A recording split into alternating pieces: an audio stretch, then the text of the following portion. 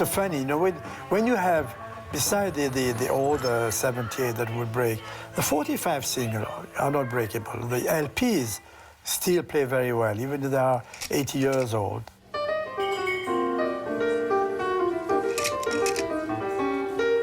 Montreux was a very quiet city in those days, in the early 60s. In 1967, I came with the idea of doing a jazz festival.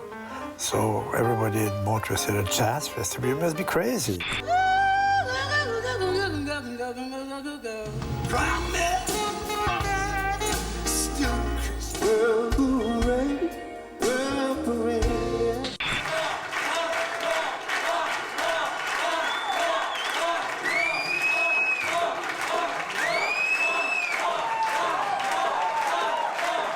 For me, it was a very important point, and from day one, I wanted the festival to be recorded not just audio, but also video.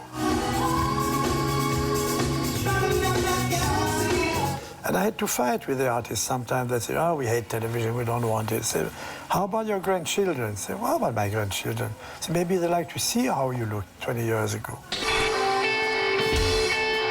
The beginning of the project happened when the president of the school went for a visit up to the chalet of Claude and saw the whole archive. And Claude Nobsa was there presenting the collection and explaining that it was the best talent of the last 50 years. The president said, that's wonderful, but the tapes are now 40 years old. Do you have a copy?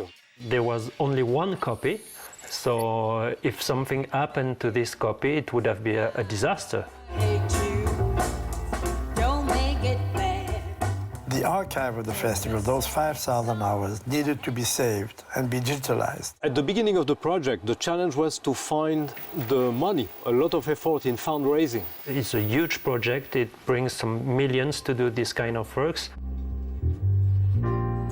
I think Vasily is somebody who's very sensitive to technology. So for him, the fact that the cultural heritage can be preserved with the use of technology was very, very important. That's why he agreed to finance the project of digitalization and especially research by the Polytech School in Lausanne, which would allow this project to happen.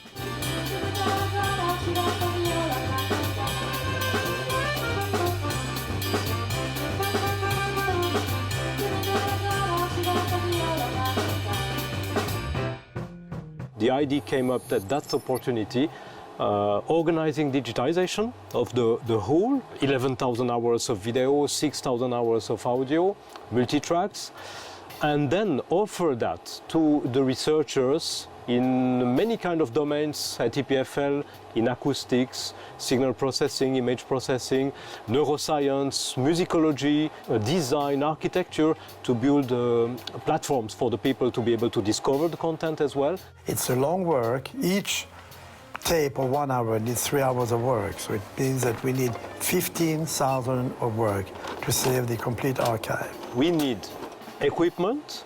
We need know-how. For the first types of format, VCR, for example, or 2-inch videotapes, for those ones in Switzerland, we don't have any equipment remaining. For those tapes, depending on the label of the tape, depending on the format, you might have to warm the tape at 60 degrees during 8 hours.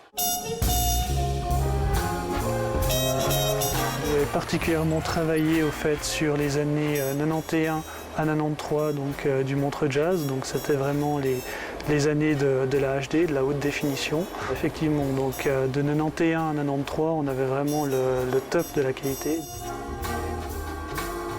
There is of course a challenge in digital content to keep that for years. We use now a big server, active scale, which is about 15 petabytes, about 80,000 mobile phones, for example.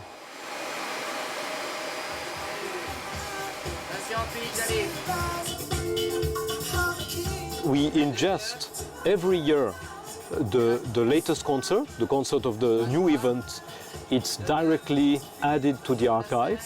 We are still going on digitizing side contents like interviews, like backstage jam sessions.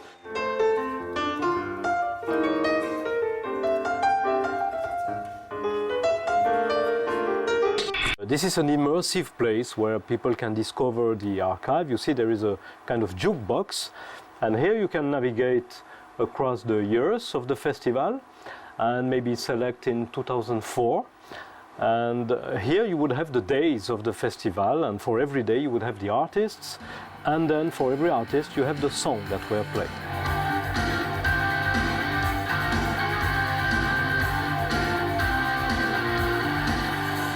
Claude was organizing a concert all year long in Montreux. It was a concert of Frank Zappa, and during the show there is someone in the audience that shot a flare gun, and the roof, the ceiling in wood completely burned down, and Deep Purple was there as a spectator. They used this event to write a song, Smoke on the Water, Fire in the Sky.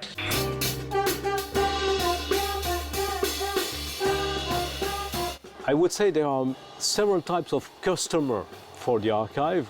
At EPFL, of course, it's the researchers. The archive is at disposal for the researchers. They work on that and they can bring enrichment to the archive. We are limited by the rights which are linked to this material, but the main objective is to make it available for the wider audience possible. Switzerland has a very strong musical education. Students need access to the sources, and unfortunately they don't have it because of the depreciated material on which it's recorded. So now digitalizing it allows for the sources to be used by the students of any generation. Teachers and friends always talk about new artists that I don't know, and my first reflex is to go check who they are. And depending on what artist, you can't really find anything, or you find extracts or really small stuff, and it would be awesome to know there's like a huge library of data that is available. Well, we had this testimony from Quincy Jones, of course, that said that this is the biggest testimony on history of music covering jazz and blues. A lot of artists also have been convinced to be recorded in Montreux because of this history. New technologies, such as digital technologies, do allow to add value to the current collections, but also preserve the collections from depreciation.